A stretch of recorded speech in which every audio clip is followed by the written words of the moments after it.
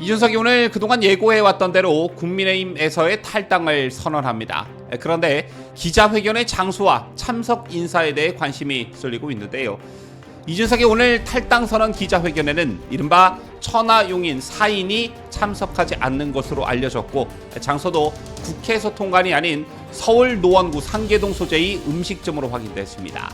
그런가 하면 이준석 탈당 하루 전 방송에 나와 이준석과 선긋기를 시도했던 이현주 전 의원에 이어 오늘은 유승민도 신당은 성공하기 어렵다면서 이준석과 거리두기 하는 모습을 보였습니다. 관련 소식 잠시 후 보도합니다.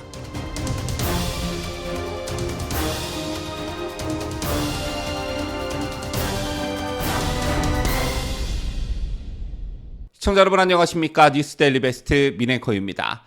자, 오늘은 여러분께서 기다리셨던 이준석이 국민의힘을 공식적으로 탈당하는 날입니다. 얼마나 이 날을 손꼽아 기다리셨습니까? 이준석 하면 가장 먼저 떠오르는 게 내부 총질이었습니다. 그런데 이제는 내부 총질이 아닌 얼마든지 방어가 가능한 외부 총질로 바뀔 테고, 그 화력은 장난감 총보다 작아질 게 자명해 보입니다.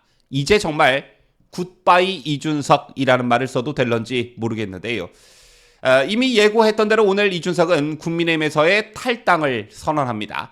자, 오늘 오후 3시로 예정돼 있다는데, 그런데 이 자리에서 이준석이 무슨 말을 할지가 관심이 모아지는 게 아니라 왜 이준석이 국회가 아닌 서울 노원구 상계동 소재의 음식점을 기자회견으로 선택했는지, 그리고 오늘 기자회견장에는 누가 함께 할지, 이것에 대한 관심이 더 높은 것 같습니다. 자, 우선 오늘 기자회견은 나홀로 탈당이라는 말처럼 나홀로 기자회견이 될 가능성이 높아졌습니다. 어제까지 보도를 보면 이준석이 국회 소통관에서 국민의힘 허은하 의원의 예약으로 이곳에서 기자회견을 할 것이다, 이런 관측이 나왔었고, 국민의힘에 잔류하기로 한 김용태 전 청년 최고위원을 빼고 나머지 천하람, 허은하, 이계인은 기자회견에 참석할 것이다, 이런 보도가 많았습니다.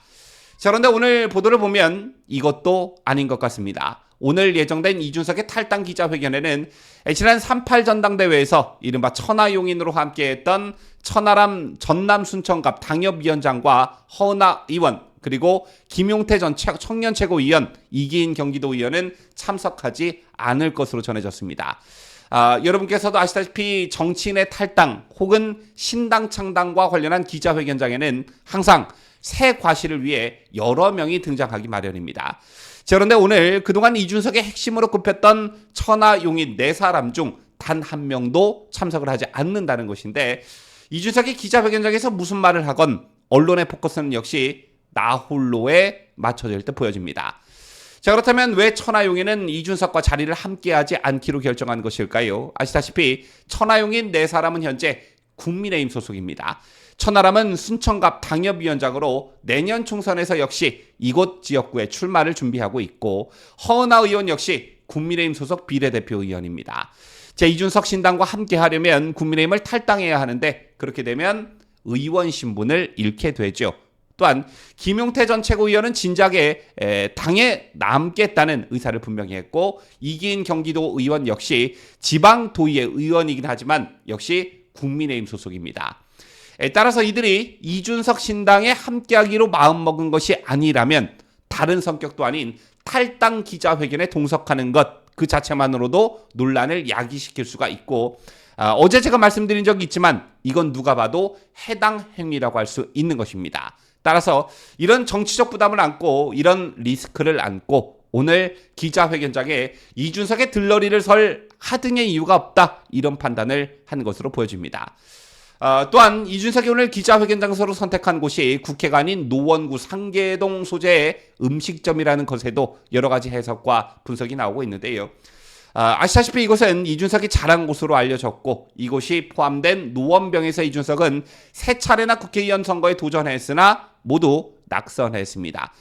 정치인의 기자회견 장소로는 다소 이례적인 장소인 갈비집은 그간 이준석이 지역구 주민과 가장 많이 소통해온 장소로 전해지는데요. 어쨌든 오늘 이준석의 기자회견 장소는 갈비집이라는 것보다 상계동이라는 것에 방점이 찍힌 듯 보여집니다.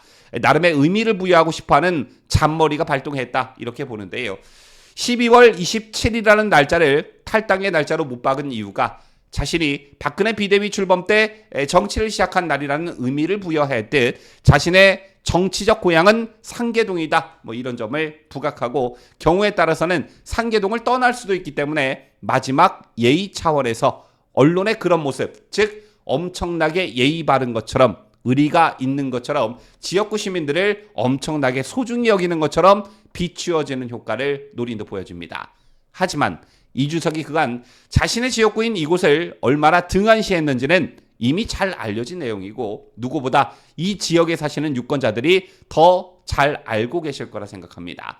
자, 그리고 어제도 소식을 전해드렸습니다만 그간 이준석과 토크 콘서트 등에서 정치 행보를 같이 해온 이현주 전 의원이 이준석의 탈당을 하루 앞두고 이준석과 선을 긋는 발언을 했다는 소식 여러분들께 전해드렸었는데요. 그런데 오늘은 그동안 좀 잠잠했던 유승민이 이준석과 선을 긋는 발언을 하고 나섰습니다.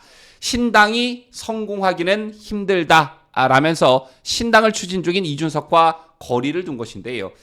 유승민은 어제 저녁 MBC 뉴스외전에 출연해 신당이 막상 해보면 엄청난 각오 없이는 정말 성공하기 힘들다라며 진보 진영에 있는 분들이 만드는 신당의 지지율을 합하면 이준석 신당보다 훨씬 크다라며 단명으로 다 모여서 간다고 해서 잘 될 수도 없고 된다고 한들 그 지지가 이준석 이낙연 신당으로 계속 간다는 보장은 없다 이렇게 말했습니다. 현재 국민의힘 내에 잔류하고 있는 옛 바른정당계 인사들의 발언을 보면 이준석 신당이 엄청난 파괴력과 영향력을 가진 것처럼 이준석을 붙잡아야 한다는 논리를 펼쳐왔습니다. 대표적으로 하태경, 김웅 등이 그랬는데 그런데 정작 유승민은 이준석의 탈당을 하루 앞둔 어제 신당 창당의 희망을 말하기보단 실패 가능성이 높다 이렇게 말을 함으로써 시작도 하기 전에 재를 뿌렸습니다. 유승민이 누구입니까, 여러분? 이준석과는 뗄래야 뗄 수 없는 관계이고 배신의 배신을 거듭하면서 신당 창당 전문가 중 한 사람 아니겠습니까? 저런 유승민조차 고개를 절레절레 흔드는 이준석 신당이 과연 성공할 수 있을까? 천하용인이라는 최측근들의 마음도 얻지 못하는 이준석의 마이너스 정치의 말로가 점점 현실로 다가오고 있다 이렇게 보여집니다. 지금까지 저는 자유대한민국을 소화하는 뉴스데일리 베스트 민앵커였습니다.